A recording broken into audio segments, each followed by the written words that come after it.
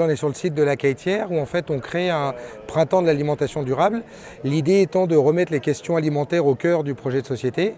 Donc à la fois en s'appuyant sur l'expertise des paysans, l'accès aux fonciers, la transformation avec un lien important sur la saisonnalité, les produits bio, les produits locaux et l'offre culturelle qui accompagne ces temps de vivre ensemble.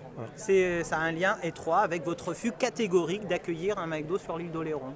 Oui et non, c'est-à-dire qu'il y aurait eu McDo ou pas McDo, nous on a été élus sur ce programme de réhabiliter la Cayetière. C'est un site qui a été acheté en 2008, ça coûte 193 € par jour aux Dolusiens aujourd'hui, le remboursement capital plus intérêt de cet achat. Donc on n'allait pas laisser cette friche vide, donc on avait prévu de le réhabiliter avec un projet agricole. Là-dessus, s'est greffée cette histoire qu'on connaît avec cette enseigne. Donc voilà, mais enseigne ou pas enseigne, de toute manière la Cayetière était amenée à devenir ce qu'elle est en train d'être aujourd'hui, c'est-à-dire un tiers-lieu agricole. Une manifestation ce week-end et une suite après. Qu'est-ce que vous allez en faire? Ah oui, bien entendu, ouais. Alors, on est propriétaire du foncier. Donc là, on a 3 parties différentes. Une partie maraîchage grand public, donc on a plus de 1000 hectares qui vont être disponibles, qui vont partir sous forme de 10 parcelles. Ça, c'est pour la partie grand public, éducation à l'alimentation. Une autre partie qui est destinée à devenir un espace test agricole, un incubateur pour des jeunes maraîchers qui veulent s'installer. En parallèle, on travaille pour faciliter leur accès au foncier, ça c'est important. Et ensuite, un lieu culturel. Parce qu'on accueille des jeunes compagnies d'art de rue, on a cette cour là qui est magnifique, parce que c'est notre marque de fabrique, nous sur cette municipalité, du vivre ensemble, le festival d'art de rue, les marchés de nuit, créer des temps d'échange et de discussion. Je reviens sur l'alimentaire, redistribution des produits produits ici dans les écoles communales. Alors là, on a la chance, nous aujourd'hui, d'avoir une ferme juste à côté qui s'appelle La Poltière, qui fait du bio avec qui on travaille en circuit court. Donc l'idée, justement, pour avoir un modèle paysan qui soit équilibré, c'est de ne pas faire à la place d'eux.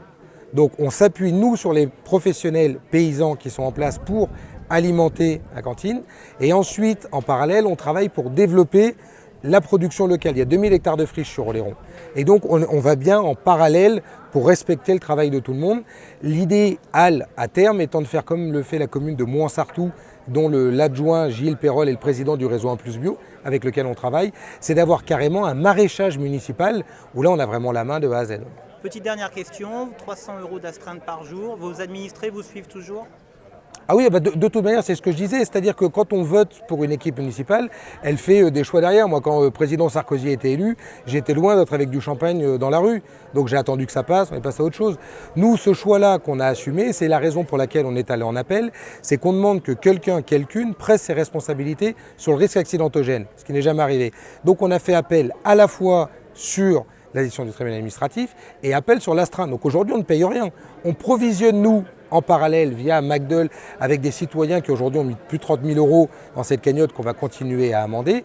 Et de toute manière, le projet alternatif, c'est celui sur lequel on a été élu. Que des gens ne soient pas contents, c'est légitime, mais moi ce que je leur dis, mobilisez-vous, faites des listes et investissez-vous dans l'intérêt général sur un projet de société. Nous on a choisi celui-là, personne n'est obligé de nous suivre, mais nous on pense que le nôtre il est cohérent, parce qu'il y a quand même, pour conclure, un objectif fondamental, c'est que les territoires insulaires comme les nôtres sont soumis au réchauffement climatique et à la montée des eaux. Si on n'a pas une agriculture résiliente et paysanne, on n'arrivera pas à rester en dessous des 2 degrés. Point barre. Ok, merci.